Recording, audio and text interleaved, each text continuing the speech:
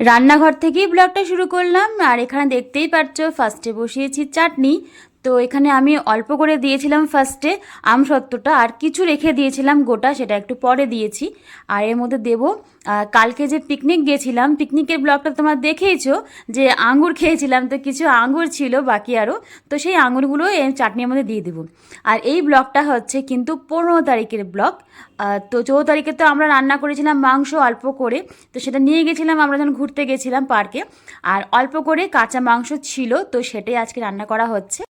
আর এই প্রথম কিন্তু আমি আঙুর দিচ্ছি চাটনিতে। আগে কোনোদিনও দিইনি, ছিল অবশ্য কমলা লেবু দিয়েছি, তারপর আপেল বেদানা এগুলো দিয়েছি, বাট আঙুরটা প্রথম দিলাম, কিন্তু খেতে কিন্তু দারুণ হয়। বেশ টপা টপা ফুলে ফুলে গেছে না, হেভি হয়েছে। আমি তো ভয়েস ওভারটা পরে দিচ্ছি, কিন্তু খুব টেস্টি হয় খেতে আঙুর দিয়ে চাটনি করলে পরে। দেখো এখানে আমার চাটনি কমপ্লিট, আর আঙুরগুলো পুরো ফুলে ফুলে উঠেছে একদম। আর এখানে দেখতেই পেলে যে পোস্ত ভাজা করছে, আজকে হবে আলু পোস্ত, একটু মটরশুঁটি দেওয়া হয়েছে, প্রথমে দেখেছিলাম যে ভাজা করছি। আর চাটনি কিন্তু আমার কমপ্লিট।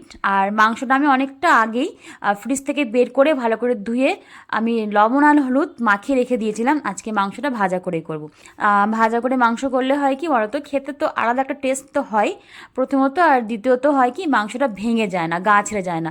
এমনিতে দেখবে আমাদের ব্রয়লার মুরগি যখন করি আমরা, তখন কিন্তু মানে একটুতেই গা ছেড়ে যায়, তো ভাজা করে করলে কিন্তু সেটা হয় না। তো তার জন্য এখানে ভাজা করেই করা হচ্ছে। তো আমি আর দিদি দুজনে মিলেই করছি, আর আজকে কিন্তু অনেক ভালো ভালো টেস্টি টেস্টি খাবার খাবো। তো এখানে দেখতেই পাচ্ছ চিকেনটা আমি ভাজতে বসিয়েছি, চাটনি হয়ে গেছে, আর সঙ্গে থাকবে আরও পোস্ত, আলু পোস্ত। আমাদের বাঙালিদের সবচাইতে পছন্দের খাবার হচ্ছে আলু পোস্ত।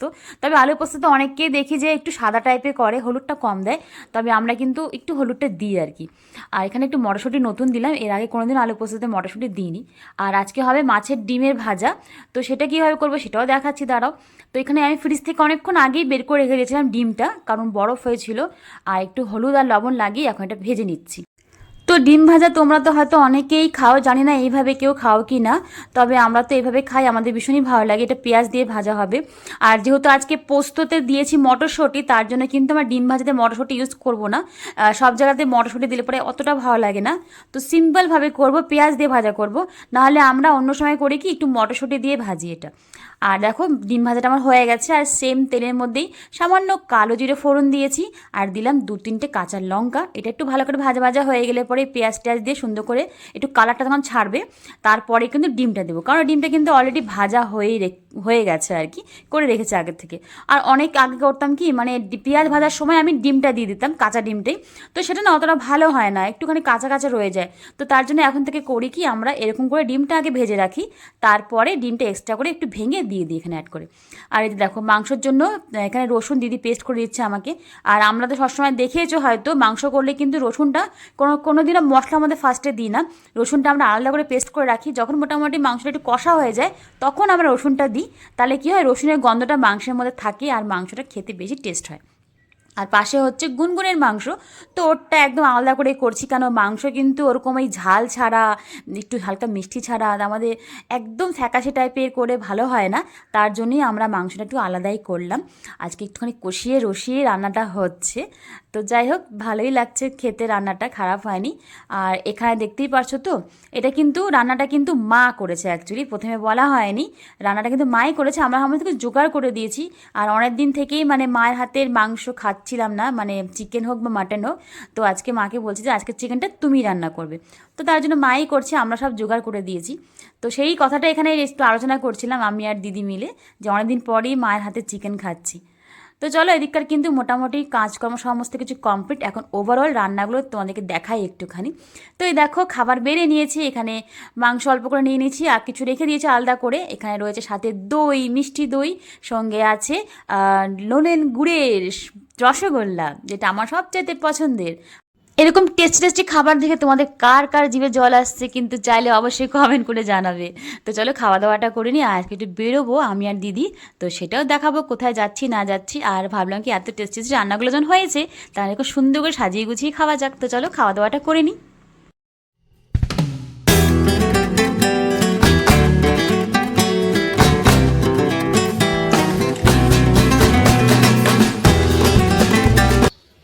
Hello everyone, everyone, welcome back to my channel. তো এখন সকাল থেকে দেখলে কি করলাম না করলাম, তখন তো আর মানে কথা বলতে পারিনি সেভাবে। তো এখন আমি আগে দিয়ে রেডি হয়ে বেরোচ্ছি, যাবো একটু মার্কেটের কাজ আছে, তারপরে যাব লেন্স কার্ডে একটা চশমার একটা অর্ডার করেছিলাম, তো সেটাই আনতে যাব।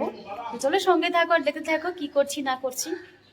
তো দুপুরে খাওয়া দাওয়া সেরে আমি আর দিদি কিন্তু একদম বসিনি, কারণ যখনই বসবো না তখনই মনে হবে কি না আজকে থাক অন্য দিন যাব। 2-3 দিন ধরে কিন্তু প্ল্যানই হচ্ছে আমাদের একটু মার্কেটে বেরোনোর, টুকটাক কাজ আছে। আর লেন্স কাটে যাব, আমার চশমা একটা বানাতে দিয়েছিলাম, তো সেই চশমাটা মানে একটু কালারটা আমি পরে আবার মানে চেঞ্জ করেছি, তো সেটাই আজকে নিতে যাব, এক্সচেঞ্জ করা হয়েছে ওটা। তো সামান্য কিছু কাজ ছিল দিদির, তো টুকটাক গুনগুনের জন্য এখান থেকে প্যান্ট নিল, গেঞ্জি নিল, তো যাই হোক ওর জন্য টুকটাক বাজার টাজার করেছে। আর যেহেতু এখন কিন্তু গরম কিন্তু মোটামুটি ভালোই পড়ে গেছে, তার জন্য গুনগুনকে এখন ওই ফুল প্যান্টগুলো সবসময় পরানো হয় না, তো ওই রাত করে পরে, আর এমনি টাইমে কিন্তু ওকে এরকম করে আমরা ছোটো ছোটো প্যান্টগুলোই পরাচ্ছি। তো এই দেখো চলে এলাম লেন্স কার্ডে, আর এখানে না আমি অ্যাকচুয়ালি নিজের থেকে তো ভিডিওটা করছিলাম কিন্তু লুকিয়ে লুকিয়ে, মানে কেউ যদি না দেখে যে আমি ভিডিও করছি, কারণ আমার খুবই খারাপ লাগে হয়তো ভিডিও ওপেন করছি কেউ ওদের টুকে দিল, এই জিনিসটাই আমার মানে পছন্দ হয় না, তার জন্য আমি এভাবে করছিলাম, মানে নিচু করে ফোনটা রেখেছিলাম বলেই কিন্তু দেখো কারোর মাথা দেখা যাচ্ছে না, সবই কিছু হাফ হাফ করে দেখা যাচ্ছে। তো যাই হোক এখানে কিন্তু ভালো ভালো ফ্রেম রয়েছে, আর প্রাইসও যে খুব বেশি বলবো তা না, কম প্রাইসের মধ্যেও কিন্তু ভালো ফ্রেম রয়েছে, সব রকম প্রাইস রয়েছে এখানটায়, কম বেশি সব রকমই রয়েছে। তবে মেয়েদের যে ফ্রেমগুলো আছে চশমার সেটা দেখলাম খুব বেশি ভালো আর কি। তো যাই হোক এখান থেকে আমরা কিন্তু আর কোথাও যাইনি, সোজা চলে গেছিলাম বাড়িতে। তো এখনও পর্যন্ত যে সকল বন্ধুরা আমার ভিডিওটি দেখছো তাদের সকলকে জানাই অনেক অনেক ভালোবাসা এভাবে আমার পাশে থাকার জন্য। আর ভিডিওর কোনো অংশ যদি তোমাদের ভালো লেগে থাকে তাহলে তো কী করতে হবে জানো, ইয়েস লাইক কমেন্ট সাবস্ক্রাইব, আর যদি বেশি ভালো লেগে থাকে তাহলে একটু শেয়ারও করে দিতে পারো। আর যারা এখনও পর্যন্ত আমার ভিডিওটি দেখছো কিন্তু আমার পরিবারে আসোনি, তাদেরকে একটাই রিকোয়েস্ট করবো, প্লিজ আমার পরিবারে চলে এসো। তো আমরা এখান থেকে আমার চশমাটা একটুখানি দেখে নিচ্ছিলাম যে ঠিকঠাক আছে কিনা, ফিটিংটা ঠিক মতন হচ্ছে কিনা, আর যে দিদিটা বার করলো ওটাই কিন্তু আমারই চশমাটাই বার করলো। তো এখন এটা আমি পরে দেখবো, তো চলো তোমার সঙ্গে থাকো আর দেখে থাকো কী করছি না করছি, আর শেষ পর্যন্ত কিন্তু অবশ্যই জুড়ে দেবো।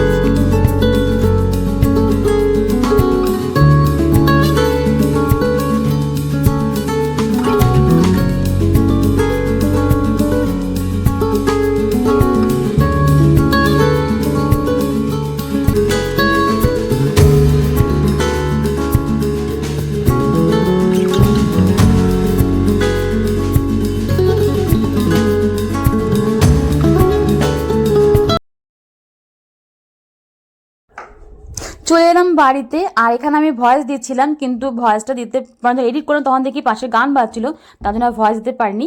তো এই দেখো এই কাগজগুলো দিয়েছে ওখান থেকে, আর বক্সটা তোমাদেরকে দেখাচ্ছি দাঁড়াও। এই দেখো এই খাপটা এর মধ্যে রয়েছে চশমাটা, আর সাথে একটা দিয়েছে এরকম মোছার জন্য কাপড়টা, এটা তোমরা সবাই জানো। আর এটা হচ্ছে আমার নতুন চশমার ফ্রেমটা, সেম পাওয়ারই আছে, কিন্তু দেখো কালারটা খুব মিষ্টি পিঙ্কের মধ্যে নেওয়া হয়েছে। প্রথমে হোয়াইট নিয়েছিলাম, তো সেটাই এক্সচেঞ্জ করে আমরা আবার পিঙ্ক নিয়েছি। তো দেখো তোমাদেরকে একটু পরে দেখিয়ে দিলাম কেমন লাগছে কিন্তু আমার এই নতুন চশমাটা, অবশ্যই কমেন্টের মাধ্যমে জানাবে। তো চলো এখন এখানে রাখছি, বাই টাটা বাই বাই।